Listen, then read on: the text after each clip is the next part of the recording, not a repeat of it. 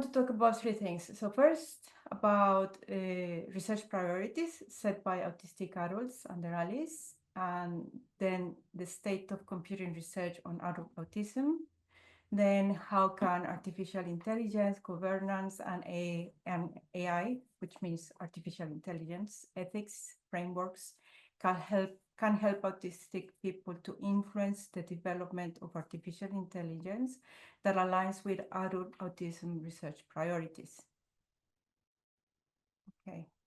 So I was telling you the three things I'm going to talk about.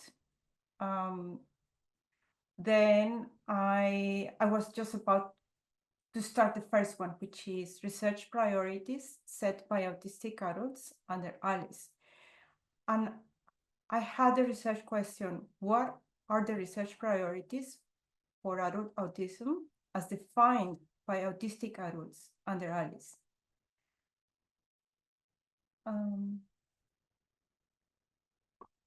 So I did a study which is called a scoping synthesis, which is literally just a synthesis that summarizes and synthesizes evidence from a range of documents to inform policy, programs, and practice, and to guide decisions in a specific topic.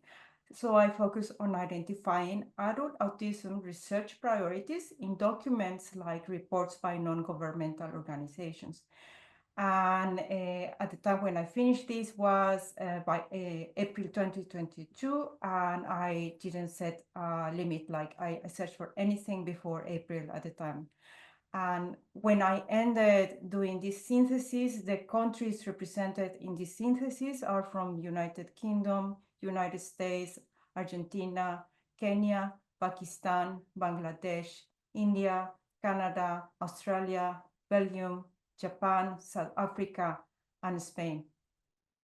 And we found 117, that's 117, priority research questions, and organized them into 24 sub-themes and 5 main themes, which are life experience, activities and participation, services and systems, communication, and interpersonal interactions and relationships. And it is not my intention that you are able to read the image that I have in the presentation right now. I will share the presentation, and there is a link to an interactive website where you can see everything in detail. For now, I will just give you examples of 2 of those priorities in topics which are not very common. One is sensory preferences. The priorities identified are: how can sensory processing in autism be better understood? Be self-managed. Which interventions improve sensory processing in autistic people? How do sensory features impact sexuality and relationships? And another very uncommon topic is also training of autism researchers. So how can we increase capacity building of local autistic and non-autistic autism researchers in low resource settings? How can we increase research co-produced by autistic researchers? And how can we train autistic researchers to contribute best to autism research efforts? These are just 2 examples. Let's move on. So I also said I was going to talk about the state of computing research on adult autism. And the problem is that I saw that autism research is primarily targeted toward children and at normalizing autistic traits. And my main focus in this study was to look at what computer research is doing in the topic of autistic adults without intellectual disability. And what I did is look at 2 research questions, which are: how well do current computing research trends in adult autism align with identifying research priorities set by autistic people and their allies? And how does the conceptualization of autism influence research decisions in computing research? And just so you know, in case you didn't know, computing is like a very big term that includes things like human-computer interaction, artificial intelligence, or anything to do with computer science. So let's look at the first research question that I had. So, which was, how well do current computer research trends in adult autism align with the identified research priorities set by autistic people and their allies? And I review computer research literature, all papers before April 2022, and then I look into a database, which is a comprehensive bibliographic database focused exclusively on the field of computing. And I looked specifically at how they align with autistic adult priorities, the geographical representation of their work, and how they handle age and gender. And the total papers that I included in this work were 44 papers. And the most important inclusion criteria that I use is that I only included papers that have autistic adults as participants in the research. So overall, computer research does not address a large majority of the identified adult autism research priorities. There is a lack of research themes in sensory preferences, parenthood, identity, aging, relationships, sexuality and intimacy, autism researchers training, nonverbal and minimally verbal adults, parents and extended family, fostering and supporting activism, sociocultural, linguistic, and economical diversity, awareness, understanding and tolerance, social care, drug use, distress and burnout, power of language, and criminal justice.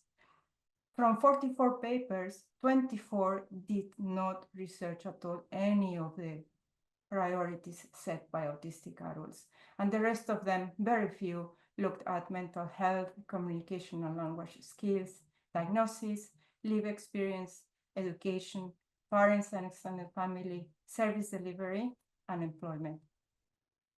And in general, most computer research studies recruit autistic adults from high-income countries in the global north, like United States and United Kingdom.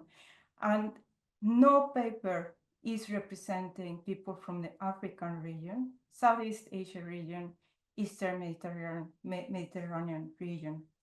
And most of them use a binary gender classification, which ends up excluding non-binary autistic adults. And most studies exclude also older autistic adults. Let's look at the second research question that I had.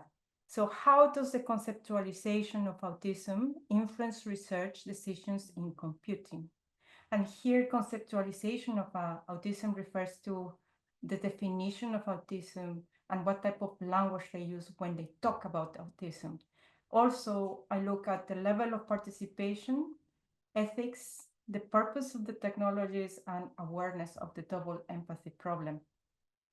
So in general, many studies exhibit non-participatory and tokenistic approaches to involving autistic adults.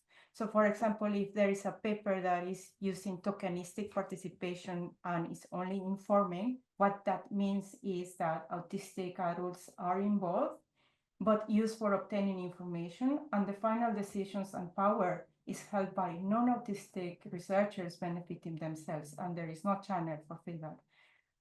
If we look at papers that are engaging in non-participatory research and are manipulating, what that means for autistic adults is that autistic adults have no agency, even though they are used to inform the research. Non-autistic take advantage and use them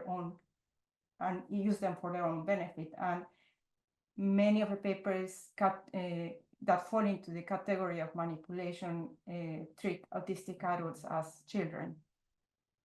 We also found ethical concerns because most studies lack ethical approval, gave no compensation to participants, and did not even acknowledge participants for their contributions. So in general, most studies view autistic adults through a medical deficit model, and no studies cited the double empathy problem. and research overwhelmingly concentrates on an ableist goal of normalization, and studies use culturally influenced statements referring to what is proper to justify their technological purpose and study approaches, which is very problematic.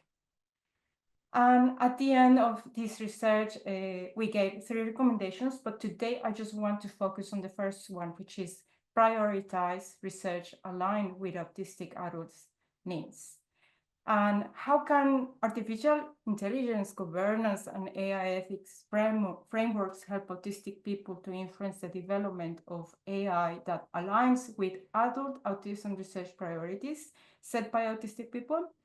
Let's first identify the problem. So, computing research on adult autism fails to address most of the priorities set by autistic adults and to account for their lived experiences inclusively, risking the development of technologies that are irrelevant, unhelpful, and harmful, particularly in AI used in public services like healthcare, social services, education, and law enforcement.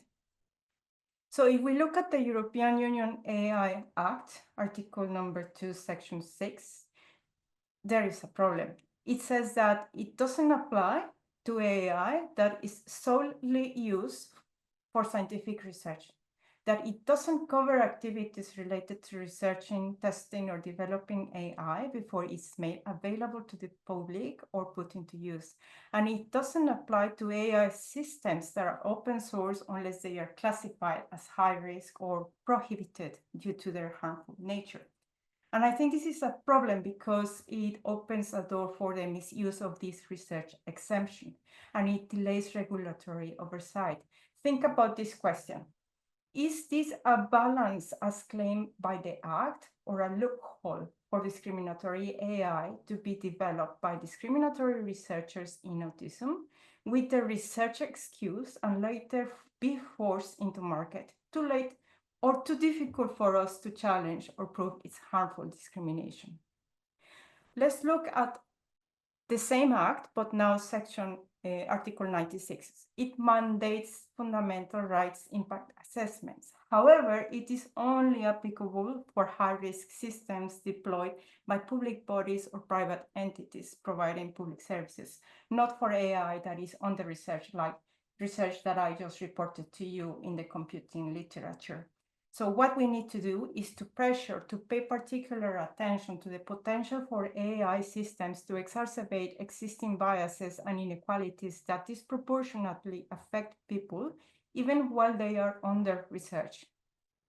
And then the same AI Act in Article 142, it encourages member states to support research and development of AI solutions for social good, including solutions that increase accessibility for persons with disabilities.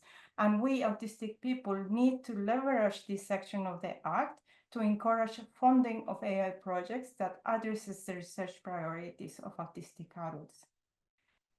Again, AI Act now, Article 165. It promotes the development of codes of conduct to encourage the voluntary application of ethical principles and best practices in AI development.